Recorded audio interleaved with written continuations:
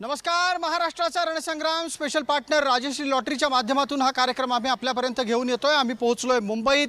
महाराष्ट्राचा दौरा आटोपून महाराष्ट्राची राजधानी असलेल्या मुंबईत हा समारोपाचा कार्यक्रम. या निमित्तानं महाराष्ट्रभरात विविध मतदारसंघांमध्ये काय मानसिकता होती मतदारांची, कोणते मुद्दे त्यांच्यासाठी होते हे आम्ही जाणून घेतलं. ज्या पद्धतीनं प्रचार सुरू आहे त्याचा काय परिणाम होतोय आणि प्रचारात जनतेला हवे असलेले मुद्दे कितपत आहेत नाहीत हेही आम्ही जाणून घेतलं. आता आम्ही मुंबईत आहोत. मुंबईतल्या या कट्टर आणि तितक्याच घनिष्ठ अशा मराठी वस्तीमध्ये मुंबईतल्या शिवडी परिसरात हा कार्यक्रम आम्ही सहकारनगरच्या एका मैदानातून आपल्यापर्यंत घेऊन येतोय. या कार्यक्रमाच्या निमित्तानं विविध मान्यवर आणि त्यांच्यासोबत असलेल्या मुंबईकरांच्याकडून आपण जाणून घेऊ की या वेळेला मुंबईकर कोणत्या मुद्द्यांच्या आधारे मतदान करणार आहे. मुंबईकराला जे जे मुद्दे प्रचारात आहेत ते भावत आहेत की त्याचे स्वतःचे काही मुद्दे आहेत. आणि या निमित्तानं जेव्हा मतदान होईल त्यावेळेला नक्की कल कुठे असेल या चर्चेला अधिक पुढे नेण्यासाठी माझ्यासोबत आहेत माझे सहकारी जगदीश देशमुख. नमस्कार, मी जगदीश देशमुख. महाराष्ट्राचा रणसंग्राम स्पेशल पार्टनर राजश्री लॉटरी या कार्यक्रमात आपल्या सगळ्यांचं स्वागत. राज्याची राजधानी, देशाची आर्थिक राजधानी असलेल्या मुंबईमध्ये आपण आहोत. मुंबईमध्ये आता नेमकी राजकीय हवा काय आहे, प्रचार कसा सुरू आहे आणि सगळ्यात महत्त्वाचं मुंबईकरांच्या मनात काय आहे हे सगळं आपल्याला समजून घ्यायचं आहे आपल्या आजच्या कार्यक्रमातून. धन्यवाद जगदीश. माझ्यासोबत असलेल्या मान्यवरांचा परिचय आपण पटकन करून घेऊयात. आपल्यासोबत या मंचावर विविध पक्षांचे प्रतिनिधी आहेत आणि त्याबरोबरच आपण सर्वपक्षीय ही चर्चा व्हावी याच्यासाठी प्रयत्न केलेला आहे. मात्र काही पक्षांनी ऐन वेळेला नकार दिला. मनसेच्याकडून या चर्चेत प्रतिनिधित्व पाठवण्यात आलेलं नाही. इतकंच नाही तर शिंदे गटाच्याकडून थोड्याच वेळात प्रतिनिधी येतील असं सांगण्यात आलं आहे. आपण आपल्यासोबत असलेल्या इतर मान्यवरांचा परिचय करून घेऊ. आपण उद्धव गटाचे प्रतिनिधी आहात या चर्चेमध्ये. आपलं परिचय. मी विलास राणे, वडाळा विधानसभा शिवसेनेचा उपक्षेत्र प्रमुख आहे. बिलकुल. आपण शरद पवार गटाचं प्रतिनिधित्व करताय. आपला पूर्ण परिचय. मी वडाळा विधानसभेचा या भूमिपुत्र असून आणि आदरणीय पवारसाहेबाचा निष्ठावंत पक्षाचा मी महाराष्ट्राचा सचिव आहे, जितेंद्र पांडुरंग म्हात्रे. धन्यवाद. काँग्रेसच्याकडून या चर्चेमध्ये प्रतिनिधित्व पाठवण्यात आलं आहे. आपलं नाव आणि परिचय. निजामुद्दीन राईन, प्रवक्ता, महाराष्ट्र प्रदेश काँग्रेस. धन्यवाद. भारतीय जनता पार्टीच्याकडून आपण आहात. मधु चव्हाण, भारतीय जनता पार्टी. धन्यवाद. या चर्चेमध्ये वंचितचं प्रतिनिधित्व करतायत सिद्धार्थ मोकळे, वंचित बहुजन आघाडी मुख्य प्रवक्ता. संपूर्ण महाराष्ट्रामध्ये या वेळेला गेल्या 5 वर्षातल्या राजकारणाच्या निमित्तानं बऱ्यापैकी ढवळाढवळ झाली. नवे गट, नवे पक्ष आले, काही जणांनी भूमिका बदलल्या आणि त्यामुळे जनमानसामध्ये विविध प्रकारच्या प्रतिक्रिया उमटल्या. याच निमित्तानं चर्चेची फेरी आपण सुरू करतोय. मुंबईतली चर्चेची फेरीसुद्धा स्वाभिमान, निष्ठा या मुद्द्यांच्या भोवती असणारच आहे. आणि म्हणून माझा पहिला आणि थेट प्रश्न हा आत्ताच्या घडीला खुद्दार कोण आणि गद्दार कोण इथपासून सुरू होतोय. मला या निमित्तानं पटकन शिवसेनेच्या उद्धव गटापर्यंत पोहोचायचं आहे. या निवडणुकीमध्ये गद्दार आणि खुद्दार कोण याची व्याख्या आणि उत्तरं सापडणार आहेत का? ह्या निवडणुकीमध्ये मुंबईतील जनता 100% कोण खुद्दार आणि कोण गद्दार याची उत्तरं देणार आहेत. तुमच्याकडे याचं काय उत्तर आहे? जे शिवसेना पक्षप्रमुख उद्धवसाहेब ठाकरे यांच्यासोबत आहेत, ज्या पक्षाची शिवसेना प्रमुख बाळासाहेब ठाकरे यांनी स्थापना केली, त्यांच्यासोबत जे आहेत ते सर्व खुद्दार आहेत. आपण असं म्हणताय की जे उद्धव ठाकरेंच्या सोबत आहेत ते खुद्दार आहेत. भारतीय जनता पार्टीचं निरीक्षण आहे का याच्यावर? आता गद्दार उद्दार हा खरा जुना प्रश्न झालेला आहे.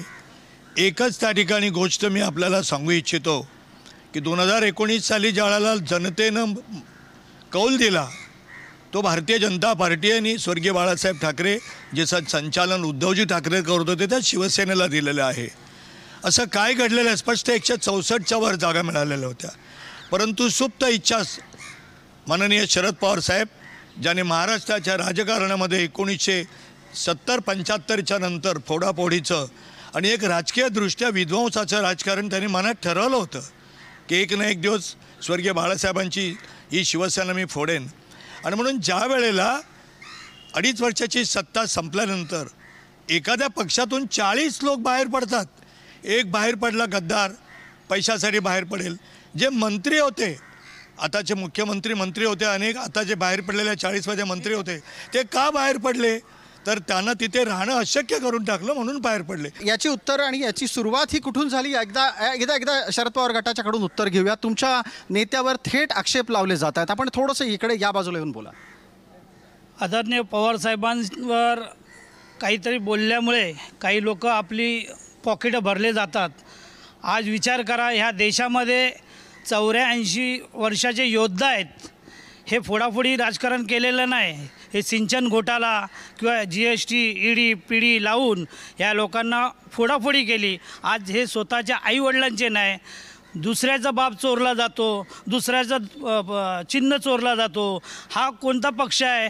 आज आपल्या देशामध्ये जेवढे बेकारी आहेत, आज गुजरात अहमदाबाद या ठिकाणी रोजगार योजना मोदींनी नेली, सर्वांनी नेली. आणि मग बाकीचे गद्दार काय करतायत? या गद्दारांना तोंड नाही काय? हे मराठी लोक आपले उपाशी मरतायत. आणि याच्यावरचं एक वंचितचं उत्तर घेऊयात. मग त्याच्यानंतर मी काँग्रेसपर्यंत पोहोचतो. मला उत्तर असं लागेल की माझा पक्ष चोरला, माझं चिन्ह चोरलं, असा प्रचार जो कोणी करतो तो मुद्दा जनतेशी निगडीत आहे का? मला असं वाटतं लोकसभेला तो मुद्दा तापला होता. लोकसभेला त्याच्यावरती लोकांना काय प्रतिक्रियाची ती देऊन झालेली आहे. आता खुद्दार गद्दार खरे खोटे हा मुद्दा नाही. आता मुद्दा आहे शिक्षण, रोजगार, आरोग्य, सुरक्षा. जर आमच्या हाताला काम नसेल, जर आम्हाला खायला अन्न मिळत नसेल, जर आमच्या आया बहिणी सुरक्षित नसतील, जर आम्हाला आरोग्याच्या सुविधा मिळत नसतील, तर खद्दार गुद्दार काय या सगळ्या गोष्टींमध्ये पडलेलं नाही आहे. कारण हे इकडून तिकडे उड्या मारणारे सगळ्याच पक्षात आहे. राहिला फोडाफोडीचा प्रश्न, तर मला असं वाटतं की थोडंसं जर आता NCP वाल्यांनी जरा त्यांच्याच साहेबांचा अभ्यास केला असता तर 2 वेळा काँग्रेस फोडणारे त्यांचे साहेब आहेत. मुळात NCPचा जन्मच काँग्रेस फोडून झालेला आहे. त्यामुळे ही फोडाफोडी फार जुनी आहे महाराष्ट्रामध्ये. पण आता या फोडाफोडीपेक्षाही लोकांना त्यांच्या रोजगाराचे, त्यांचे मूलभूत प्रश्न सोडवणारे लोकप्रतिनिधी हवेत. हे गद्दार खुद्दार आणि भावनिक राजकारण नको आहे. भावनिक राजकारण नको आहे. काँग्रेसच्याकडून उत्तर घेऊया. बात मुद्दे की होनी चाहिए, न की भावनाओं की. देखिए, सवाल मुद्दे का नहीं है, सवाल महाराष्ट्र की राजनीति का सारा रिजल्ट लोकसभा के चुनाव में आपको मिल चुका है. महाराष्ट्र की जनता इतनी जागरूक है, वो पहचानती है कौन गद्दार है, कौन बदमाशी कर रहा है, कौन इस देश के हित के लिए राजनीति कर रहा है, कौन गुजरात के लिए कर रहा है. 2 आदमी इस शहर में आते हैं और सैकड़ों साल के इतिहास को तबाह करके अपने यहाँ ले जाने का काम करते हैं. कौन 2 लोग? अब 2 लोग देश के दोनों के बारे में बताने की जरूरत नहीं. 2 आते हैं, 2 बेचते हैं, 2 खरीदते हैं. भारत के प्रधानमंत्री आदरणीय नरेंद्र दामोदर दास मोदी, दूसरे अमित शाह जी, ये 2 व्यक्ति यहाँ आते हैं और लेकर जाते हैं. नहीं, देखिए, वो देश के प्रधानमंत्री हैं, इसलिए देखिए ऐसा है. कांग्रेस का सवाल, देखिए, आदरणीय जो भारत का जो भी प्रधानमंत्री होगा वो आदरणीय होगा, क्योंकि प्रधानमंत्री किसी एक व्यक्ति का नहीं होता. देखिए, ऐसा है. इस बात पर पहले जवाब ले लेते हैं एक बार. भारतीय जनता पार्टीचं नेतृत्व मुंबईशी अन्याय करतंय हा आक्षेप आहे. उद्योग पळवले. 1990 नंतर मोदीजी मुख्यमंत्री गुजरातचे झाले. आपण सगळे कामगार भागातले आहात. गिरण्या बंद पडल्या, सगळा कामगार भाग उद्ध्वस्त झाला. आपण भांडूप परतून गेलात. सियाट कंपनी, मुकुंदायन या सगळ्या त्या ठिकाणी 1985 साली बंद पडल्या. त्या काय मोदींनी बंद पडल्या? आज मुंबई शहरामध्ये गगनचुंबी इमारती उभ्या राहिल्यात. एक्स्ट्रा FSI दिला. मुंबईमध्ये एक मुंबई अस्मिता, स्वाभिमान याही मुद्द्यांना मुंबईच्या राजकारणात कायम स्थान राहिलेलं आहे. नाही, ते काही लोक त्या ठिकाणी मुंबईच्या स्वाभिमानाच्या गोष्टी करतात राजकारणामुळे. आज मुंबईतून लालबाग, परळ इथपासून सगळा जो हा मध्यमवर्गीय मराठी माणूस आहे तो बदलापूर, टिटवाळा इकडे का राहायला गेला? मुंबईमध्ये गिरण्यांच्या 1/3 जमिनी या कॉर्पोरेशनला द्यायला पाहिजे होत्या. त्या न देता त्या गिरणीच्या मालकांना दिल्या आणि गगनचुंबी इमारती राहिल्या. बरं, याच्यावरचं उत्तर घेऊयात एकदा पटकन. दीर्घकाळ मुंबई महानगरपालिका ज्या ठाकरेंनी सांभाळली आणि खास करून मातोश्रीतल्या ठाकरेंनी सांभाळली, त्यांनी मराठी माणूस मुंबईमध्ये टिकवला की नाही? दीर्घकाळ मुंबई महानगरपालिका हे शिवसेनेच्या नगरसेवकांनी उद्धव साहेबांच्या नेतृत्वाखाली सांभाळली. आता 25 वर्ष ह्या मुंबई शहरावरती शिवसेना भाजपा युती या दोघांचं राज्य होतं. ह्या 25 वर्षात आजतागायत शिवसेना भाजपाच्या नेतृत्वाखालील महानगरपालिकेने 92,000 कोटी रुपयाच्या FD ह्या बँकेत जमा होत्या. त्या FDला मागील अनेक वर्षात शिवसेना भाजपाच्या म्हणजे शिवसेनेच्या नेतृत्वाने हात लावला नाही. त्यांचं कारण काय होतं? हे एफडी असेल, कारण मुंबईचा अर्थसंकल्प केरळ राज्या एवढा आहे. ह्या एफडी असतील आणि मराठी माणसाचं काय झालं? मराठी माणूस बाहेर का गेला, जो आक्षेप आहे? मराठी माणूस बाहेर गेलेला नाही. बदलापूरपर्यंत विस्थापित नाही झाला. ते मुंबईच बदलापूरपर्यंत वाढलेली आहे. मला पटकन जगदीश आपल्याला विनंती करायची आहे की आपण मुंबईकरांपर्यंत पोहोचून हे जाणून घ्या, अस्मितेचा मुद्दा महत्त्वाचा आहे का रोजगार, पाणी, वाहतूक हे मुद्दे मुंबईकरांसाठी महत्त्वाचे आहेत? नक्कीच आपण आता मुंबईकरांकडून समजून घेऊया. मुंबईमध्ये सध्या प्रचार जोरदार सुरू आहे. काय वाटतंय मुंबईमध्ये जे प्रचारामध्ये मुद्दे आहेत, अस्मिता महत्त्वाची आहे की मुंबईचा विकास, सर्वसामान्यांचे प्रश्न? खरं तर सर्वसामान्यांच्या प्रश्नांवर ही निवडणूक लढायला पाहिजे. आज शिक्षण, नोकऱ्या, अगदी थोडक्यात उत्तर द्या. वैद्यकीय व्यवस्था याची खूप गरज आहे. कारण प्रत्येक ठिकाणी सगळेच हॉस्पिटल अत्यावधक नाही आहेत. त्यामुळं मुंबईमध्ये पहिल्यांदा या सगळ्या गोष्टी व्हायला पाहिजे, ना की बाकीच्या ज्या याच्यावर चर्चा चालू आहे. तर मुंबईमध्ये विकासाचा मुद्दा महत्त्वाचा आहे. आणखीन काय वाटतंय? सर्वात मेन म्हणजे मुंबईचा विकास आणि महाराष्ट्राचा विकास हे जे म्हणतायत तो कशा प्रकारे झाला ते भाजपवाल्यांनी सांगावं. बेरोजगारी एवढी वाढली आहे. शिक्षण घेतलेले जे विद्यार्थी किंवा जे मुलं आहेत ते बेरोजगार आहेत आणि हे म्हणतात विकासाच्या मुद्द्यावर बोला. उद्योगधंदे तुम्ही बाहेर नेताय, मग इकडच्या लोकांनी कामं काय करावी, कॉर्पोरेट लेवलला काय कामं करावी हे भाजपने सांगावं. ठीक आहे. आणखी मुंबईकर आहे, त्यांच्यापर्यंत पोचूया. मी दीपक पाटील या कॉलनीतच राहतो. मगाशी मुद्दा घेतला वीज बिलाचा. अदानीला आणून इकडे डबल वीज होणार, ती वीज कशी त्या अदानीकडनं काढून घेता येईल हा पहिला प्रश्न. दुसरा प्रश्न असा आहे ही लाडकी बहीण योजना 2.5 वर्षापूर्वी का ना आली? लोकसभेत पराभव झाल्यानंतर आता का आली? मतदानासाठी. त्या मुद्द्यावर आपण येऊच्या. मुंबईकरांच्या एवढ्याच अपेक्षा आहेत की इथली बेरोजगारी आहेत, इथला विकास आहेत जो पूर्वीपासून थांबलेला आहे. म्हणजे आधीचं सरकार असेल, ती शिवसेना जी उभाटा आता झालेली आहे ती पण BJP सोबतच होती. आणि या जे मुंबईचं जे मगाशी प्रवक्त्यांनी सांगितले की मराठी माणूस मी वाचवला, आम्ही वाचवला, तर मराठी माणूस हा BJP आणि उभाटा ह्या दोघांनी मिळून आत्ताची शिवसेना दोघांनी संपवलेला आणि तो मुंबई बाहेर पाठवलेला आहे. तर अन्यही विषयावर आपल्याला चर्चा करायची आहे. पुन्हा मुंबईकरांकडे मी येईलच, मात्र जाऊया व्यासपीठावर. धन्यवाद जगदीश. मुंबईतला मुद्दा रोजगाराचा आहे, मुंबईतल्या मराठी माणसाच्या विस्थापनाचा आहे. मला पटकन आधी भारतीय जनता पार्टीला विचारायचं आहे की मुंबईतल्या मराठी माणसाच्या विस्थापनाच्या पलीकडे सुद्धा मुद्दा उपस्थित राहतो की इथला रोजगार कोणी पळवला. मुद्दा असा आहे की ह्या मुद्द्याला रोजगार पळवला याला एक आराखडा द्यावा लागतो. ही कंपनी ही इथे घेऊन गेली. मी मगाशी मुद्दा केला, माझ्याकडे लिस्ट आहे. 1990 पूर्वी गिरण्या उद्ध्वस्त झाल्या. आपण बँड्रापासून वागळे स्टेटपर्यंत गेल्यानंतर विविध सगळ्या कंपन्या प्रॉक्टर अँड गॅम्बल असेल त्या काय मोदीने बंद केल्या? कोणी बंद केल्या? त्या काँग्रेसने केल्या. आणि त्या पापाच्या धनी मी स्वर्गीय बाळासाहेब सोडून म्हणतोय, काही लोक होते त्यांनी या मुंबईवर संप कसा चालला? अजूनही माननीय स्वर्गीय दत्ता संबंधांचा संप संपलेला नाही आहे. थोडक्यात काय आहे तर कम्युनिस्टांनी केलेलं राजकारण, काँग्रेसने केलेलं राजकारण हे मुंबईला भारी पडलेलं आहे. मैं बीजेपी के प्रवक्ता से पूछना चाहता हूं कि 10 साल से आप केंद्र में हैं और राज्य में सरकारें हैं. अगर कांग्रेस ने ये किया था तो आपने क्या किया?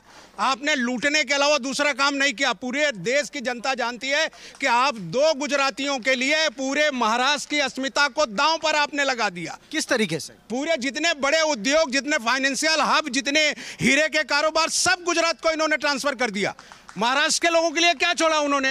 उत्तर आहे का याचं? मधुभाऊ याचं उत्तर आहे. असं आहे की तो जो मी इथे आणले मग यांना मिरच्या जमतील, तो जो करार झाला होता बाहेर नेण्याच्या काळात तो 2014 पूर्वी काँग्रेसच्या काळात झाला होता.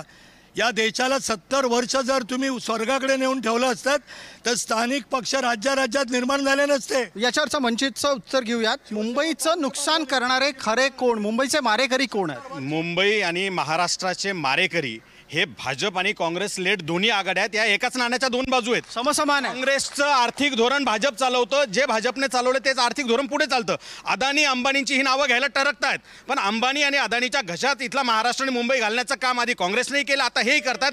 मी सांगतो काँग्रेसने सांगावं, जे पोर्ट अदानीला दिलेले आहेत उद्या काँग्रेसची सत्ता आल्यावर परत घेणार आहात का, त्याचं नॅशनलायझेशन करणार आहेत का? राहुल गांधी जाहीर प्रेस कॉन्फरन्समध्ये नाही म्हणतात या प्रश्नावर. मग यांचं आर्थिक धोरण काय? यांचं आर्थिक धोरण इथल्या उद्योगपतींच्या बाजूचं आहे आणि सामान्य माणसाला नागवणार आहे. उद्योगपतींच्या बाजूचं धोरण असल्यानं मुंबईकरांचं नुकसान होत आहे, हा आक्षेप आणि आरोप मान्य आहे काँग्रेसला?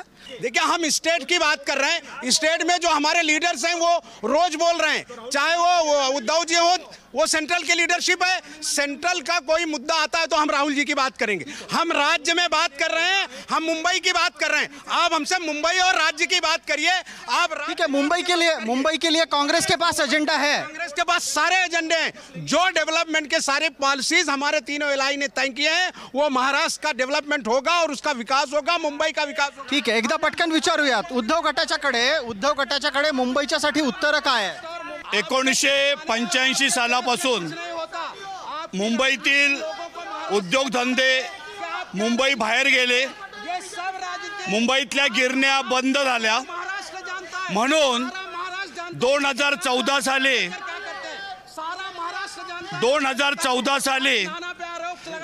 या महाराष्ट्रातील जनतेने शिवसेना बीजेपी युतीला निवडून दिलं. नाही, तुमच्याकडे आता अजेंडा काय?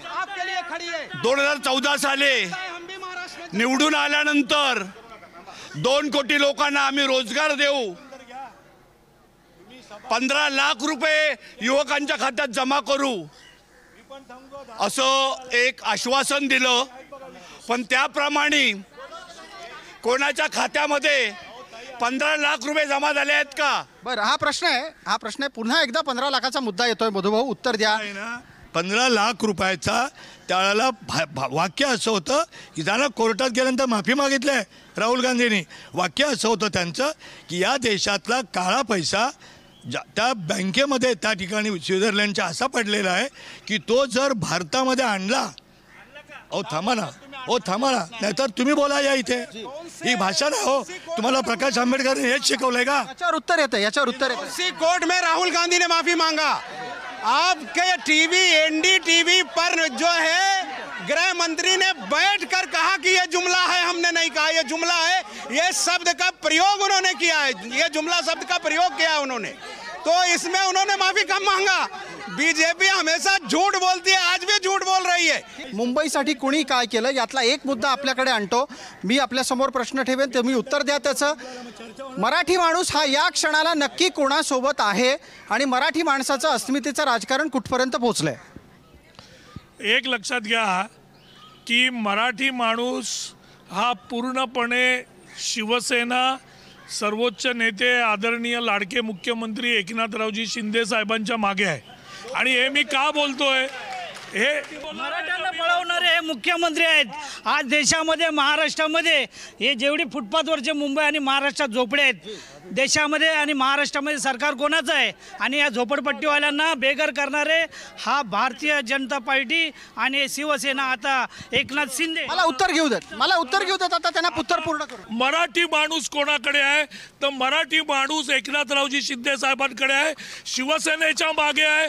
लोकसभेमधली जर आकडेवारी तुम्ही बघाल, आकडे कधी खोटं बोलत नाही. मुंबईमध्ये 2 लाख मतं उबाटापेक्षा शिवसेनेला म्हणजे एकनाथरावजी शिंदे साहेबांच्या याला जास्त पडली. 13 ठिकाणी लोकसभेमध्ये शिवसेना विरुद्ध उबाटा ही लढत झाली. त्या 13 पैकी 7 लढतीमध्ये शिवसेना एकनाथरावजी शिंदे विजयी झाली.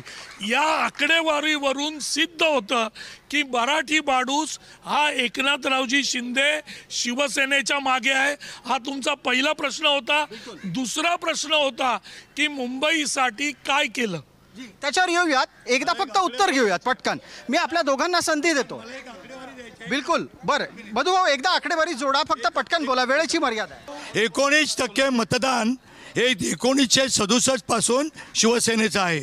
फक्त 1995 साली सत्ता आली स्वर्गीय बाळासाहेबांच्या नेतृत्वाखाली, त्यावेळेला 20% झालं.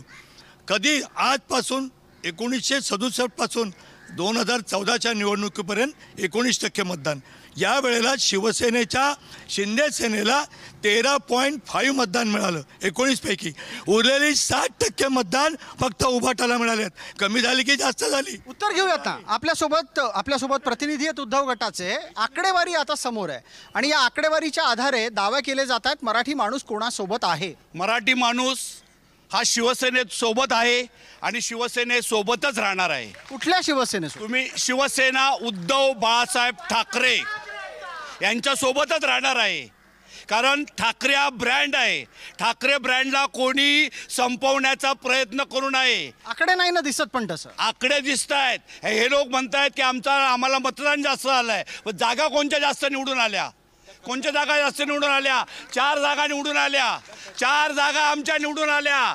कशामुळे ते आता सांगू नका. या देशाचे नेते आदरणीय शरदचंद्र पवार साहेब यांच्या पाठी संपूर्ण मुंबई महाराष्ट्रातले 18 जातीचे लोक आहेत. कारण पवारांच्या मागे आहेत का ठाकरेंच्या मागे? ठाकरे आणि पवार यांच्या मागे. कारण या लोकसभेमध्ये 10 सीट घेतल्या आणि 8 सीट जिंकून आणलेले एकमेव नेते आहेत ते आदरणीय शरदचंद्रजी पवार साहेब. ठीक आहे. आता इथे ठाकरेंच्या मागे मराठी माणूस आहे, पवारांच्या मागे कोणाच्या? आता एक लक्षात घ्या, मराठी माणसाचं आपलं शिवसेनेबाबत चाललेलं हिंदू हृदय सम्राट बाळासाहेब ठाकरे यांचे विचार, धर्मवीर आनंद दिघे साहेबांचे विचार घेऊन एकनाथरावजी शिंदे साहेब गेले.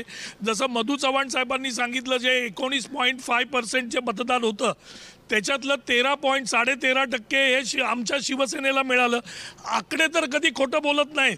आपण हवेत बोलू. आता एक लक्षात घ्या की म्हणजे उभाटाने जेवढ्या सीट लढवलेल्या त्याची जर तुम्ही स्ट्राईक रेट बघितला तर त्यांनी जेवढ्या सीट लढवलेल्या त्याच्यातल्या किती जिंकल्या जर टक्केवारी बघितली तर 41% येते. आम्ही किती सीट लढवल्या आणि त्याच्यातल्या किती जिंकल्या बघितलं तर 47% येते. त्याच्यामुळे आकडेवारी खोटं बोलत नाही. ठीक आहे. काँग्रेसकडे जाण्याची वेळ आहे. हा पूर्णपणे शिवसेना आदरणीय एकनाथरावजी शिंदे साहेबांच्या मागे. ठीक है, मैं एक उत्तर कांग्रेस कडून घेऊ. या सगळ्या याच्यात कांग्रेस कुठे है? देखिए, मैं अभी राजू वाघमारे जी को सुन रहा था. उन्होंने ये कहा कि बाला साहब के विचार को लेकर शिंदे जी आए. मैं उनसे पूछता हूं कि अगर वो बाला साहब के हिंदुत्व को मान्य करते हैं तो योगी जी को क्यों ला रहे हैं, जो उत्तर प्रदेश में पिट गए बुरी तरह, ला के यहाँ मराठी मानुस को बांटने का काम कर रहे हैं. कटेंगे बटेंगे. अगर आपको बाला साहब के हिंदुत्व पर विश्वास था तो आपने बाला साहब की अस्मिता को क्यों दांव पर लगाया? क्या आपके मराठी लोग आपके साथ नहीं थे? कटेंगे बटेंगे की बात तो बाला साहब ने भी की है. नहीं, उन्होंने जो किया वो उनका सम्मान, उनका इतिहास पढ़ लीजिए आप. जब बाला साहब भी तो कहते हैं एकजुट रहना चाहिए. उन्होंने एकजुट जिस चीज के लिए कहा उसको ये इन्होंने बांटा. जवाब आएगा. देखिए, बाळासाहेबांनी पण कटेंगे बटेंगेची गोष्ट मराठीत सांगितली होती. आता ती हिंदीत झाली आहे. योगी बोलतात म्हणून. बरोबर आहे का? एक गोष्ट लक्षात घ्या की बाळासाहेबांनी पण सांगितलेलं की सगळ्या हिंदूंनी एकजुटीने राहिलं पाहिजे. सगळे हिंदू जर एकत्र राहिले तर हिंदूंचं भलं होईल. हे हिंदू हृदय सम्राट बाळासाहेब ठाकरेंनी सांगितलं होतं. आज जे योगी आदित्यनाथांबद्दल हे जे म्हणतायत कटेंगे तो बटेंगे, त्याच्या पाठीमागची पार्श्वभूमी तुम्ही लक्षात घ्या. त्यांचं मत असं आहे की सगळ्या हिंदूंनी एकत्र राहिलं पाहिजे. कारण एका विशिष्ट समाजाने गेल्या लोकसभेमध्ये उभाटाला मतदान केलं आणि त्याच्यामुळे लोकसभेचा रिझल्ट वेगळा लागला आणि म्हणून हिंदू त्यांची विचारसरणी आहे. ते म्हणतात सगळ्या हिंदूंनी एकत्र राहिलं पाहिजे. मला निजामुद्दीन राईन यांच्यापर्यंत जायचं आहे. मी त्यांच्यापर्यंत येतो कारण याच्यात सगळ्यात जास्त जे मुसलमान मतदान आहे त्याची ही चर्चा आहे. मुसलमान उद्धव ठाकरेंसोबत आहे का काँग्रेसच्या सोबत? देखिए, दोनों सवाल ये है कि हम तीनों मिल के लड़ रहे हैं. हम एक आदमी किसी के लिए नहीं गया, एक कैंडिडेट के लिए गया. जब हम तीनों एक साथ चुनाव लड़ रहे हैं, आदरणीय शरद पवार जी और कांग्रेस और हमारी जो है उद्धव जी की सेना, तो जो मतदाता है देने वाला है वो कैंडिडेट को देगा. उसके लिए कोई मुसलमान स्पेशली नहीं आया. और जिस मुसलमान की वो बात कर रहे हैं, इन्होंने ही, इनके किरीट सोमैया और इनके नेताओं ने ये कहा था कि हमको इस देश में मुसलमानों की मत की जरूरत नहीं है. तो फिर आज नाक क्यों रगड़ रहे हो कि मुसलमानों ने? कोण नाक रगड राहायचं? असं होतंय का काही? पूर्वी मातोश्रीवर लालकृष्ण अडवाणींपासून ते या देशाच्या अध्यक्षपदावर असलेले प्रणव मुखर्जी आणि आदरणीय पाटील ज्यावर राष्ट्राध्यक्ष झाल्या ते जात होते. सगळे प्रतिभाताई पाटील ते जात होते. आमच्यावर चर्चा करायची असेल तर अमित शहाना सांगितलं उद्धवजींनी की तुम्ही आमच्या बंगल्यावर आलं पाहिजे. आता बटेंगे तो कटेंगेचा मुद्दा चालू. तोच सांगतोय मी. गटेंगे तो बटेंगे. आज जिहाद कोणी सुरू केलाय? वोट जिहाद. ओएसीन काय म्हणतो की 2047 साली आम्ही, अरे ऐका हो, ओएसी म्हणतो की तुम्ही 2047 साली हा देश इस्लाम होणार सांगता. ठीक आहे, याच्यावरचा वोट जिहादचा मुद्दा राजकारणात वोट जिहाद, फक्त वोट जिहाद नाही, या ठिकाणी मराठी अस्मितेचा मुद्दा केला गेला. या ठिकाणी कटेंगे तो बटेंगे, हिंदू मुसलमान केलं गेलं. या ठिकाणी जिथे आज आपण आहोत ना, इथून हाकेच्या अंतरावर असलेल्या इथल्या सह्याद्रीनगर किंवा अणुशक्तीनगरमधल्या भारतनगरमध्ये चला, तिथे प्रेग्नंट असलेल्या महिलांना झोळीत घालून खाली आणावं लागतंय. 25 वर्ष सत्ता इथे शिवसेनेकडे, भाजपकडे. यांनी उत्तर दिलं पाहिजे. मुंबई महापालिका तुम्ही भोगलेली. राज्यामध्ये काँग्रेस आणि राष्ट्रवादीची सत्ता होती. काय केल्याने? आलटून पालटून 4चे 6 झालेले हे सगळे पक्ष इथे आदिवासी भागात जशा आपण बातम्या करतो की झोळीत घालून 5-5 किलोमीटर महिलांना आणलं जातं, रुग्णांना आणलं जातं. अरे इथे हाकेच्या अंतरावर तुम्हाला जर का आरोग्याच्या सुविधा देता येत नाही, रस्त्याची सुविधा देता येत नाही, तिथे जर का तुम्हाला डॉक्टर पोहोचवता येत नसेल, आया बहिणी जर का मरत असतील घरात डिलिव्हरी होऊन, तर तुमचं काय स्वाभिमान आणि तुमचं कटेंगे बटेंगे काय चाटायचं का जनतेनं? मुंबईची, मुंबईकरांशी आणि मुंबईकरांच्या मुद्द्यांशी मी माझे सहकारी जगदीश देशमुख यांना विनंती करेन की त्यांनी थेट मुंबईकरांना विचारावे की कोणत्या मुद्द्यांच्या आधारे या वेळेला मुंबईकर मतदान करू इच्छितात.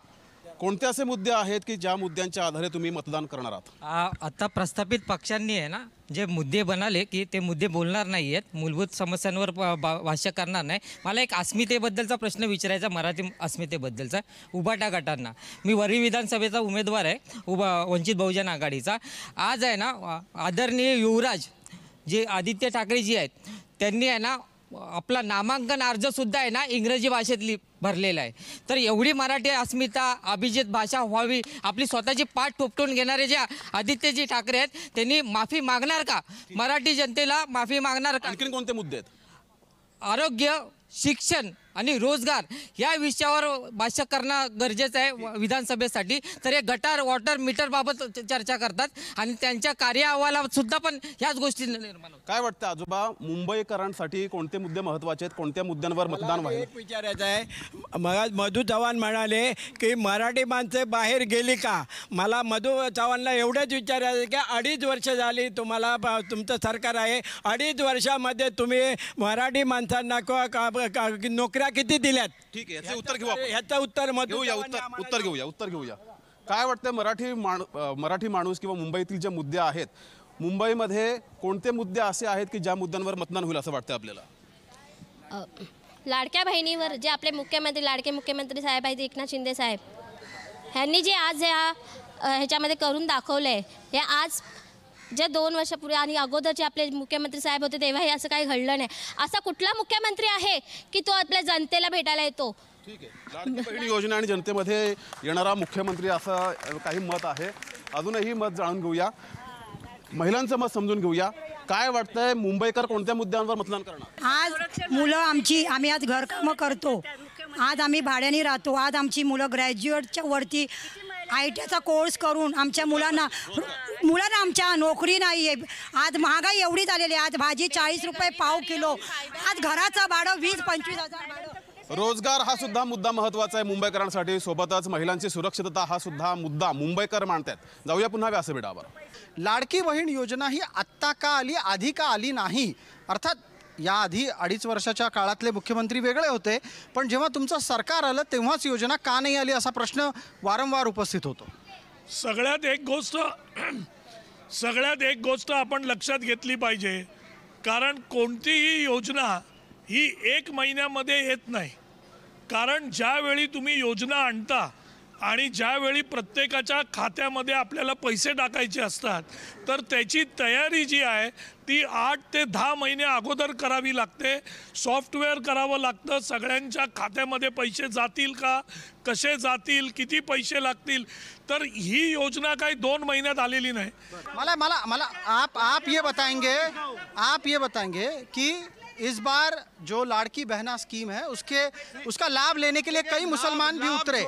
लाभ छोड़िए, मैं इनसे पूछना चाहता हूं हमारे डॉक्टर वाघमारे से। 1 मिनट बहन, आप बोलते रहिए। 1 लाख बहनें महाराष्ट्र में मिसिंग हैं, 1 लाख बहनें 5 साल में। नहीं, अभी तो लाड़की बहन वाला मुद्दा चल रहा है। बहनें अभी तक ये तलाश कर नहीं ला पाए, इनको 1500 के आज फिक्र है, क्योंकि वो 1500 देकर वोट खरीदना चाहते हैं हमारी बहनों का। उत्तर आहे का? काँग्रेस आता 3000 द्यायला तयार आहे।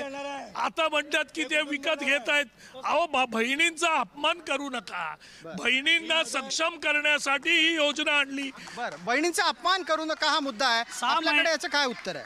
6 महिन्यापूर्वी आमचे मित्र राजू वाघमारे हे काँग्रेसमध्ये होते, त्यावेळेस 50 खोके एकदम ओके आणि हे बोके असे बोलणारे आता बोलतायत लाडकी बहीण। अहो लाडकी बहीण पण 100 रुपये लिटरचा तेल होता 150 रुपये झाला आहे, भाजी जी 50 रुपये होती ती 100 रुपये झाली, महागाई झाली, लाईट बिल वाढले। पण लाडक्या बहिणीचा परिणाम काय आहे? लाडक्या बहिणीचा काही परिणाम होणार नाही। बरं, याचं उत्तर इकडे जाऊयात आणि आपण त्याचबरोबर मुंबईकरांकडे पण जाणार आहोत। मला सांगा, लाडक्या बहीण योजनेचा परिणाम होईल की नाही? लाडकी बहीण योजनेमार्फत महाराष्ट्रातील तमाम बहिणींना या लोकांनी 1,500 रुपये दिलेले आहेत। हे मान्य करताय ना? पण ते काय त्यांच्या बापाचे नाही आहेत, सरकारी तिजोरीतले दिलेले आहेत। आता एक जण म्हणाले की आदिवासी महामंडळाचा पैसा इकडे फिरवलेला आहे, आदिवासी महामंडळाचा पैसा फिरवलेला आहे। आणि एक तुम्हाला सांगतो, यांचे खासदार धनंजय महाडिक कोल्हापूरला एका जाहीर सभेमध्ये म्हणाले, ज्या 1,500 घेतलेल्या लाडक्या बहिणी दुसऱ्या पक्षांच्या प्रचारात जातात त्यांचे फोटो काढा। हे काय म्हणजे? याच्यावर उत्तर येत आहे, भारतीय जनता पार्टीकडून उत्तर येत आहे की आता 1500 रुपये दिल्यावर बोलतात की पैसा कोणाच्या बापाचे, मग 3000 रुपये आम्ही देऊ ते कोणाच्या बापाचे असणार आहेत? याचं उत्तर लागेल पटकन। ते पैसे आमची सत्ता आल्यानंतर त्या पैशाची व्यवस्था करून सरकारी तिजोरीतले पैसे आम्ही देणार आहे। बरं, सरकारी तिजोरीतले पैसे हे बघा, लाडक्या बहिणीचे आणि कोणत्याही योजनेचे पैसे हे सरकारचे पैसे असतात, त्याच्यासाठी तजवीज करावी लागते आणि ती योजना आणण्याची अक्कल लागते, ती अक्कल अगोदर नव्हती। याच्यावरचं एक वंचितचं निरीक्षण येत आहे, बोला। ज्या राज्यामध्ये यापूर्वी या योजना आणल्या गेल्या त्यानंतर बंद पडलेल्या आहेत। मुद्दा हा आहे, लाडकी बहीण असेल, कटेंगे बटेंगे असेल, हिंदू मुसलमान असेल, वोट जिहाद असेल, लँड जिहाद असेल, मूलभूत प्रश्न आहे की निवडणुकीच्या वेळेला हिंदू होणारा, नंतर त्याचा मराठा आरक्षणाचं काय, त्याच्या ओबीसी आरक्षणाचं काय, त्याच्या SC STतल्या आरक्षणात घातलेल्या क्रिमिलेअरचं काय, त्यावेळेला हे सगळे का गप्प आहेत? याच्यावर सत्ताधारी सगळ्या पक्षांनी, विरोधी बाकावरच्या पक्षांनी भूमिका जाहीर करावी। मनोज जरंगाच्या आंदोलनाला तुमचा पाठिंबा आहे का? तुम्ही मराठ्यांना ओबीसी देणार आहात का हे आरक्षण की वेगळे देणार आहे? क्रिमिलेअर लावण्यासाठी तुम्ही या ठिकाणी कमिटी बसवलेली आहे, म्हणजे SC STला तुम्ही आरक्षणातून बाद करायचं काम करताय। हे आरक्षण संपवणारं सरकार आहे, हे आरक्षण संपवणारा विरोधी पक्ष आहे, जो इथल्या जनतेला मान्य नाहीये। हे आरक्षण विरोधी असलेले सगळे 6 पक्ष आहेत। मला अजून एक प्रश्न यांनाच विचारायचा आहे, मग मी आपल्यापर्यंत येतो। तुम्हाला असं वाटतं का की शहरी भागामध्ये सुद्धा आरक्षणाचा मुद्दा महत्त्वाचा असेल? खूप चांगला प्रश्न आहे तुमचा। शहरी भागात सुद्धा लोकांना शिक्षण लागतं, शहरी भागात सुद्धा लोकांना नोकरी लागते, शहरी भागात सुद्धा लोकांना प्रतिनिधित्व लागतं। इथल्या दोन्ही आघाडीच्या सरकारने 2.5 वर्षामध्ये ओबीसीचं राजकीय आरक्षण संपवलं। पहिले 2.5 वर्ष महाविकास आघाडी होती, नंतर महायुती आहे। ओबीसीचं आरक्षण संपवलं। 15 दिवसापूर्वी सुप्रीम कोर्टाचा निकाल आहे, ओबीसीचं आरक्षण वगळून स्थानिक स्वराज्य संस्थांचं घ्या। याच्यावर उत्तर द्या, का डेटा दिला नाही तुम्ही सुप्रीम कोर्टाला? केंद्रात तुमची सत्ता, राज्यात तुमची सत्ता, कोणी अडवलं होतं तुम्हाला डेटा देण्यापासून? आरक्षण विरोधी लोक आहात तुम्ही। याचं उत्तर आपण आधी, मराठा आरक्षणाच्या बद्दल माझा प्रश्न आपल्यासाठी आहे, थेट प्रश्न असा आहे की आत्ताच्या घडीला मराठा आरक्षणाच्या बाबतीत तुमची भूमिका काय? ओबीसीतून मराठ्यांचं आरक्षण शक्य आहे का? पहिली गोष्ट अशी की माझ्या वंचितच्या मित्रांची मताचे मी सहमत आहे। जरांगे आमचे मराठ्यांचे लीडर नाहीत। मराठा आरक्षण हे ओबीसीतून आम्ही देणार नाही, हे स्पष्टपणे त्या ठिकाणी देवेंद्रजींनी सांगितलं आहे। कारण घटनेमध्ये त्या ठिकाणी मागासवर्गीय वगैरे वगैरे परमपूजनीय डॉक्टर बाबासाहेब आंबेडकरांनी विचारपूर्वक या सगळ्या त्या ठिकाणी रिझर्वेशन ठेवले आहेत। आम्ही त्याच्या बाजूने आहोत। मराठा समाजाला आर्थिक आणि शैक्षणिक या वेगळ्या दिल्या पाहिजेत। देवेंद्र फडणवीस असताना हायकोर्टापर्यंत टिकलं, आपलं सरकार आलं उभाटाचं, 2.5 वर्ष त्या ठिकाणी तोंडाला पट्टी लावून बसलात, वकील दिला नाहीत, लोक गेली नाहीत। तुम्ही ऐका, तुम्हाला तुमच्या विरोधात मी बोलत नाही आहे। ओबीसीचं आरक्षण याला हात लावता कामा नये, कारण ते घटनेने दिलेलं आहे आणि म्हणून त्या ठिकाणी आहे. आम्ही त्याच्या बाजूने, आम्ही जरांगेंच्या बाजूने नाही, ते शरद पवारांनी उभं केलेलं त्या ठिकाणी भूत आहे, आम्ही त्याच्या बाजूने नाही. ठीक आहे. आता एक मुद्दा आपल्यापर्यंत येतोय, तो आहे मराठा आरक्षणाच्या मध्ये विरोध कोणाचा असेल किंवा जे अकार्यक्षम वर्तन झालं ते आपल्या सरकार आणि उद्धव ठाकरेंच्या कार्यकाळात. सन्माननीय उद्धव साहेब ज्या वेळेला महाराष्ट्राचे मुख्यमंत्री होते 2.5 वर्ष, त्याच वेळेला त्यांनी सांगितलं की हे आरक्षण 50%मधनं मिळणार नाही, त्यासाठी आरक्षणामध्ये वाढ करायला पाहिजे आणि तो वाढ करण्याचा अधिकार केंद्र सरकारकडे आहे. आणि केंद्र सरकारमध्ये कोणाची सत्ता आहे तुम्हाला मी सांगण्याची.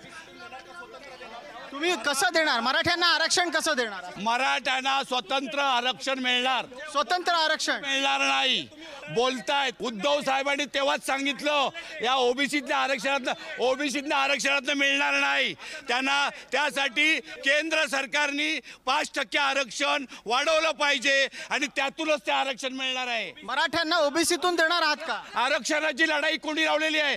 देवेंद्र फडणवीसांनी मराठ्यांना आरक्षण मागायला सांगितलं, मराठ्याने आरक्षण मागितल्यावर ओबीसीला सांगितलं हे तुमच्याकडे मागतायत.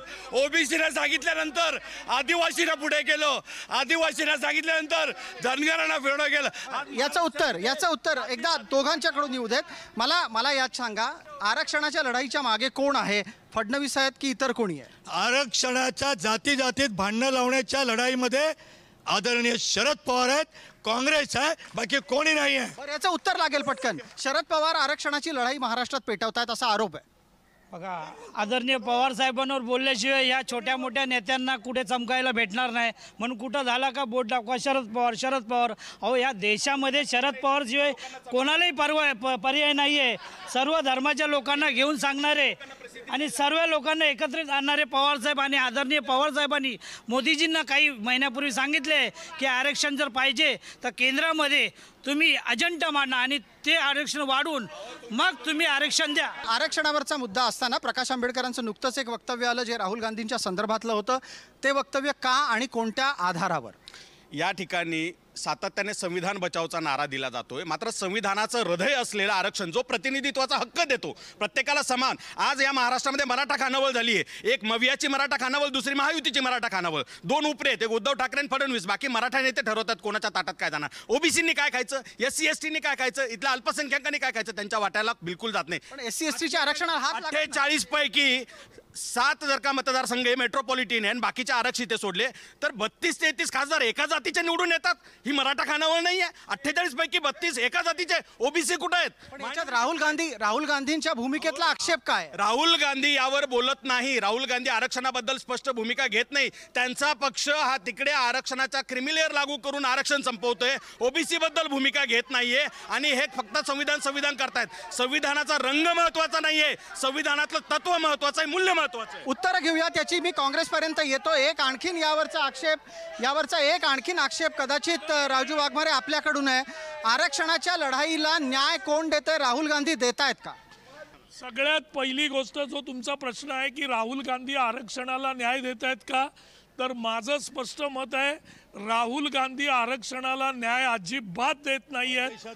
ते काय करतायत, ते आरक्षणाच्या बाबतीत महाविकास आघाडीच्या मदतीने अजून प्रश्न तयार करतायत.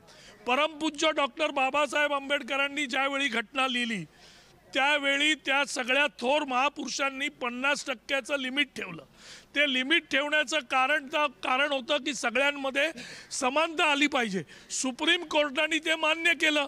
आता राहुल गांधी म्हणतायत की 50%चं लिमिट तोडायला पाहिजे, जातनिहाय जनगणना झाली पाहिजे. पण त्याचं सोल्युशन काय? उद्या जर 90% लोक आरक्षणामध्ये आली, मग तुम्ही जेव्हा आरक्षण देणार ते कसं देणार? आज मी बौद्ध आहे, ऐका 1 मिनिट द्या. आज मी बौद्ध आहे, मला आज आरक्षण मिळालं, पण बाकीच्या जाती पण आहेत. माझा नंबर परत कधी येणार? 58 किंवा 90 वर्षांनी कधी येणार? तुम्ही कसं देऊ शकता? याची तजवीज परमपूज्य डॉक्टर बाबासाहेब आंबेडकरांनी केली होती. म्हणून सगळ्या जाती एकत्र केल्या होत्या आणि त्याच्याप्रमाणे आता घटना खऱ्या अर्थाने जर कोण मोडायला जात असेल तर ते राहुल गांधी आणि महाविकास आघाडी. याचं उत्तर काँग्रेसकडून घेऊयात. थोडंसं सविस्तर उत्तर आपल्याला काँग्रेसला संधी द्यायला लागेल. त्यानिमित्तानं कांग्रेस के पास जवाब नहीं है. आरक्षण में अगर फेरबदल करना है तो किस तरीके से वो उसे लागू करेंगी, और आरक्षण को लागू करने के साथ क्या वो सबके साथ न्याय कर पाएगी? हम सब आपको बता रहे हैं. देखिए, जो ओबीसी का रिजर्वेशन है उसमें ऑलरेडी मुसलमानों का रिजर्वेशन है. वो जो 10% रिजर्वेशन बढ़ाने की बात थी, जिसमें महमूदुर रहमान कमेटी का जो अहवाल आया था महाराष्ट्र में, उसको लागू करने के लिए कोर्ट ने कहा, कोर्ट में गए थे लोग. उसके बाद जो है इन्हीं की सरकार ने, इनके मुख्यमंत्री उस वक्त थे देवेंद्र फडणवीस, उन्होंने उसको नहीं मान्य किया. तो उसमें आप सुनिए सर प्लीज. तो आप इसको कैसे कह सकते हैं? दूसरी चीज है कि पूरा देश देख रहा है कि राहुल गांधी जो बात कहते हैं वो कभी झूठी बात नहीं करते. जहां हमारी सरकारें हैं, जितनी गारंटी दिया वो सारी की सारी लागू हैं. बीजेपी के कहने के बाद भी हमने उनको, यहाँ के मुख्यमंत्रियों को बुला के दिखाया. आरक्षण के मुद्दे पर मैं आपको सीधी सी बात कर रहा हूं कि जब तक आप इसके परसेंटेज नहीं बढ़ाएंगे, हम सारी कम्युनिटीज को एक जगह नहीं कर पाएंगे. इसीलिए राहुल गांधी पूरे देश में लोगों से कहते हैं कि हमें सेंसेक्स करना चाहिए. हमें पता चले कि हमारे भाई कितने, किस कास्ट, किस बिरादरी के लोग हैं. आपको ये नहीं लगता कि अगर आप इस तरीके से आरक्षण की मर्यादा बढ़ाते जाएंगे, सारे लोग आरक्षण में आ जाएंगे? ऐसा है कि बढ़ाने की जरूरत है. अगर हमारे देश के नागरिकों की इसकी आवश्यकता है तो बढ़ाएंगे. परमपूज्य डॉक्टर बाबासाहेब आंबेडकरांनी ज्यावेळी घटना लिहिली त्यावेळी या सगळ्या जाती अस्तित्वात होत्या. ओबीसीच्या सगळ्या जाती होत्या, एससी मधल्या 58-60 जाती होत्या. मग एवढं असताना पण बाबासाहेबांनी त्यांना एका याच्यामध्ये घेऊन आरक्षण 50%वर आणलं. सुप्रीम कोर्टाने तेच केलं. आता राहुल गांधी काय करतायत तर संविधानाच्या मूळ ढाच्याला धक्का लावायचा प्रयत्न करतायत. ते करता कामा नये. कारण याचा पुढचा मुद्दा आरक्षण लागू होण्यासाठी, आरक्षण कुठे लागू आहे? एक स्थानिक स्वराज संस्थेत, दुसरं शिक्षणामध्ये, तिसरं नोकरीमध्ये. नोकऱ्या कोणत्या? खाजगी नाही, सरकारी. याच काँग्रेसने 91 साली खाऊजा धोरण आणलं, खाजगीकरण केलं, सरकारी नोकऱ्या संपवल्या. 50%च्या पुढे नेऊन जर का सरकारी नोकरीच उरली नाही तर काय देणार आहे? बिलकुल. आपण जनतेमध्ये या निमित्तानं जाणार आहोत. आपल्यासोबत मुंबईकर आहेत, आमचे सहकारी जगदीश देशमुख. यांना विनंती आहे की रोजगाराचा मुद्दा, आरक्षणाचा मुद्दा आणि त्याचबरोबर मुंबईकरांच्या मनातले मुद्दे पटकन. ठीक. रोजगाराचा आणि आरक्षणाच्या मुद्द्यावर चर्चा सुरू आहे. या मुद्द्यावर आपण मुंबईकरांचं नेमकं मत काय ते समजून घेऊया. काय वाटतंय? आरक्षण मुद्दा आणि मुंबईतील रोजगार अणुशक्तीनगरमध्ये, मी अणुशक्तीनगरमधून येतो. BRC, RCF, HPCL, BPCL, Tata power, Aegis chemical, Indian oil आणि नेव्हीसारख्या सेंट्रल गव्हर्नमेंटच्या कंपन्या असताना तिथल्या स्थानिक भूमिपुत्रांना रोजगार मात्र नाही आहे. आणि आरक्षणाचा मुद्दा जर आपण उचलला तर सरकारी गव्हर्नमेंटच्या नोकऱ्यात जर गेलेल्या असतील तर आम्ही आरक्षण मागायचं कुठं? खाजगी क्षेत्रामध्ये आरक्षण नाहीच आहे, आम्ही जायचं कुठे? आज तिथला तरुणांचा हा रोजगाराचा सर्वात महत्त्वाचा प्रश्न आहे. रोजगाराचा महत्त्वाचा प्रश्न काय वाटतंय? सगळ्यात महत्त्वाचा आरोग्याचा प्रश्न आहे. इथे जे उभं आहेत इथे बाकीचे लोक, हे 25, 30 ते 40 वर्षापासून सत्ता भोगलेली आहे. जे हॉस्पिटलची परिस्थिती काय, आज केम हॉस्पिटलची परिस्थिती काय, राजावाडी हॉस्पिटलची परिस्थिती काय, सायन हॉस्पिटलची परिस्थिती काय, तर लोकांना त्या बॅरिकेडमध्ये झोपावं लागतं, पायऱ्यांवरती झोपावं लागतं. रुग्णांना साधे बेड भेटत नाही, व्हेंटिलेटर साध्या हॉस्पिटलमध्ये हे लोक उभा करू शकत नाही. 40 वर्षामध्ये एक रुग्णालय चांगलं मुंबईला देता आलं नाही या लोकांना. आरक्षणाचा मुद्दा तापलेला आहे. आरक्षणाच्या मुद्द्यावर मुंबईकरांचं मत काय आहे ते समजून घेऊयात. सोबतच मुंबईतील रोजगार, तरुणांना रोजगार मिळणं गरजेचं आहे, हे मुद्दे प्रचारामध्ये आहेत का? काय आहे मुंबईकरांच्या? आता आरक्षणचा मुद्दा जो घेतला तर त्या टायमाला परमपूज्य डॉक्टर बाबासाहेब आंबेडकरांनी प्रत्येक जातीच्या लोकांना बाजूला घेऊन विचारलं होतं. त्या टायमाला ह्या मराठ्याचं उत्तर होतं, आम्ही का मागासवर्गीय आहोत का? आम्हाला आरक्षणाची गरज नाही. मग आता जरांगे पाटील मैदानात उतरले कशाला? त्यांना आरक्षणाची गरज काय लागली? मगाशी लाडकी बहीण योजना सुद्धा चर्चेमध्ये आलेला होता. लाडक्या बहीण योजनेवर मुंबईकरांना काय वाटतं ते समजून घेऊया. लाडक्या बहीण योजनेवर महिला म्हणून तुम्ही समाधानी आहात? अजिबातच नाही. कारण इथल्या सत्ताधाऱ्यांनी फक्त एक काहीतरी चांगलं 1,500चं एक आम्हाला लॉलीपॉप दाखवून इथल्या महिलांना एक प्रकारे वेड्यात काढण्याचं काम केलेलं आहे. आत्तापर्यंत हे कुठल्या महिलांच्या पॉलिसीवरती काम करायचं मागत नाही. आत्ता महायुतीच्या सरकारने सुद्धा 1,500 देऊन इथल्या महिलांना एक प्रकारे वंचित ठेवलेलं आहे. इथल्या पॉलिसीवरती बोलत नाही. आणि आता तीच योजना महाविकास आघाडीसुद्धा लागू करत आहे. खरं तर हे दोन्ही पक्ष हलून गेलेले आहेत वंचित बहुजन आघाडीमुळे. आणि इथल्या महिलांना जर कुणी खरोखर रोजगार देऊ शकतं, इथल्या इथल्या महिलांच्या पॉलिसीवरती जर कोणी काम करू शकतं तर ते फक्त आणि फक्त वंचित बहुजन आघाडी. तर पुन्हा अन्यही विषय आहेत, अन्यही विषयावर चर्चा करण्यासाठी जाऊया व्यासपीठावर. धन्यवाद जगदीश. चर्चेला आपण आता समारोपाच्या टप्प्यामध्ये आणत आहोत आणि या निमित्तानं इथे उपस्थित असलेल्या प्रत्येक मान्यवराला माझा एकच प्रश्न असेल, मी थेट विचारेन, कृपया मर्यादित वेळेत 30 सेकंदामध्ये उत्तर द्या की यांच्या पक्षाला मतदान का झालं पाहिजे. आपण सुरुवात आपल्यापासून करतोय. शिवसेनेच्या उद्धव गटाचे प्रतिनिधी आपण आहात, का मतदान करायचं आपल्याला? शिवसेना उद्धव बाळासाहेब ठाकरे यांची निशाणी आहे मशाल आणि तुम्ही मशालीलाच मतदान करायचं. कारण शिवसेनेचं हिंदुत्व हे राष्ट्रीयत्व आहे. या हिंदुत्वामध्ये सर्व जाती धर्माचे लोक येतात. शिवसेना जातभेद करत नाही. शिवसेना प्रमुखांच्या कारकिर्दीत अनेक OBC नेत्यांना त्यांनी मुख्यमंत्री केलं, कोणाला महापौर केलं. जातपात बघितली नाही. हे जातीपातीचं राजकारण आता सुरू झालेलं आहे. तेव्हा जातीपातीचं राजकारण संपवायचं असेल. याच्यावर पटकन आपण उत्तर घेऊयात. राजू वाघमारे, आपल्याला मतदान का करायचं म्हणजे तुमच्या पक्षाला? सगळ्यात एक गोष्ट लक्षात घ्या, गेल्या 2 वर्षामध्ये महाराष्ट्राचे लाडके मुख्यमंत्री एकनाथरावजी शिंदे साहेबांनी जे निर्णय घेतले, इन्फ्रास्ट्रक्चरचे निर्णय असू द्या, सोशल वेलफेअरचे निर्णय असू द्या, सामाजिक लाडकी बहीण योजना बना, मुलींचं शिक्षण बना, मुलांना अप्रेंटिसशिप योजना बना, ज्येष्ठांना तीर्थक्षेत्र म्हणा, या सगळ्या योजना जर 2 वर्षामध्ये महाराष्ट्राला पहिल्या नंबरवर घेऊन जो माणूस जातो ते म्हणजे एकनाथरावजी शिंदे साहेब. आमचं तुम्हाला आव्हान आहे, तुम्ही आम्हाला फक्त 5 मिनिटं द्या. 20 तारखेला मतदान धनुष्यबाणावर करा. मुख्यमंत्री तुम्हाला 5 वर्ष देतील आणि जेवढं जास्तीत जास्त या महाराष्ट्राची प्रगती करता येईल ती प्रगती धनुष्यबाण आणि शिवसेना करून देईल. ठीक आहे, आता एकदा पटकन आपण आपल्यासोबत शरद पवार गटाचे प्रतिनिधी आहेत, थोडं पुढे या आणि आपण सांगा तुम्हाला म्हणजे तुतारी वाजवणाऱ्या माणसावर मतदान का झालं पाहिजे? या महाराष्ट्रामध्ये 2.5 वर्षात देवा भाऊ, दाढी भाऊ, जॅकेट भाऊ यांनी लुटलेलं आहे.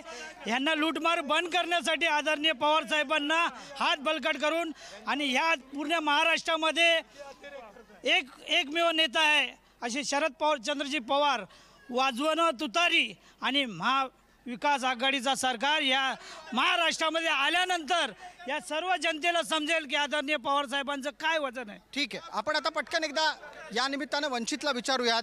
यंदाच्या टप्प्यात वंचितनं सर्वाधिक आत्तापर्यंतचे उमेदवार उभे केलेले दिसत आहेत. का मतदान झालं पाहिजे सिलेंडर चिन्हावर? शिक्षण, रोजगार, आरोग्य आणि सुरक्षा या सुविधा जर का खऱ्या अर्थाने इथल्या जनतेला हव्या असतील आणि तुम्हाला शिक्षणात, रोजगारात आणि प्रशासनात संधी मिळवून देणारा प्रतिनिधित्वाचा हक्क असलेलं आरक्षण वाचवायचं असेल तर वंचितशिवाय पर्याय नाही. यांनी OBCचं राजकीय आरक्षण संपवलं, आता शिक्षण आणि नोकरीतलंही संपवतील. ते वाचवायचं असेल तर वंचितला मतदान करा, गॅस सिलेंडर समोर बटन दाबा. बिल्कुल, काँग्रेसच्याकडे जाऊयात पटकन. देश के संविधान ने जो अधिकार नागरिकों को दिया है वो सारा अधिकार लोगों को मिले और ये काम कांग्रेस ही कर सकती है, करते आई है. दूसरी चीज़ जो गुंडागर्दी, दादागिरी, भाईगिरी है इसको ख़त्म करके सबके अंदर प्रेम भाव का जो संदेश पूरे देश में लेकर राहुल गांधी 12,000 किलोमीटर की दोनों यात्राएं की हैं और वो संदेश देश में गया है. उसी को लेकर हम जनता से आह्वान करेंगे कि 20 तारीख को वो जो है मतदान करें. धन्यवाद. यानंतर समारोपाच्यासाठी भारतीय जनता पार्टीला मतदान का व्हावं? असं आहे की केंद्रामध्ये गेली 10 वर्ष जी विकासाची कामं झाली म्हणून तर दोन्ही वेळेला निवडून दिलं. याही वेळेला त्या ठिकाणी गेल्या 2.5 वर्षात माझे मित्र वाघमारे यांनी सांगितल्यानंतर माणसाला माणूस म्हणून जगण्यासाठी ज्या काही आवश्यक राज्याने म्हणून ज्या काही सुविधा द्यायच्या असतात, आरोग्याच्या असतील, शेतकऱ्यांच्या असतील, कष्टकऱ्यांच्या असतील, मजुरांच्या असतील, या सगळ्या इथे ज्या यांनी प्रश्न निर्माण केले महत्त्वाचे आहेत. माझ्या मित्राने हॉस्पिटलचा प्रश्न आता निर्माण केला, अतिशय महत्त्वाचा आहे. आणि म्हणून माणसाला माणूस म्हणून जगण्यासाठी ज्या गोष्टीची आवश्यकता आहे ती राज्यकर्ता म्हणून त्या ठिकाणी युती शासनाने दिलेली आहे. आणि म्हणून यावेळेला कमळ, घड्याळ आणि धनुष्यबाण हा विजयी करा आणि तो विजयी नक्की होणार आहे. धन्यवाद. महाराष्ट्राचा रणसंग्राम या कार्यक्रमामध्ये वेळ झाली आहे इथेच थांबण्याची. राज्यभरातल्या निवडणुकांचं विश्लेषण करण्यासाठी, मतदारांचा कौल लक्षात घेण्यासाठी आम्ही केलेला हा महाराष्ट्राचा दौरा राज्याच्या राजधानीत मुंबईत येऊन थांबतोय. या निमित्तानं माझे सहकारी जगदीश देशमुख आणि सर्व तंत्रज्ञ तसंच कॅमेरामन यांचेही आभार. आणि या कार्यक्रमाला उपस्थित असलेल्या मान्यवरांबरोबरच मुंबईकरांचेही आभार। या कार्यक्रमाच्या समारोपाच्यासाठी आता आपण जाणार आहोत आमचे सहकारी जगदीश देशमुख यांच्याकडे। धन्यवाद सर। तर आपला हा कार्यक्रम मुंबईमध्ये होता। संपूर्ण महाराष्ट्रभर आपण फिरून महाराष्ट्राचा नेमका मूड काय आहे, विधानसभा निवडणुकीसाठी महाराष्ट्रातील जनतेच्या मनामध्ये काय आहे, या सगळ्या गोष्टी समजून घेतल्या आणि आता आपण आहोत मुंबईत या आपल्या कार्यक्रमाची सांगता करतोय। महाराष्ट्राचा रणसंग्राम स्पेशल पार्टनर राजश्री लॉटरी या विशेष कार्यक्रमात इथेच थांबूया। बघत राहा जय महाराष्ट्र।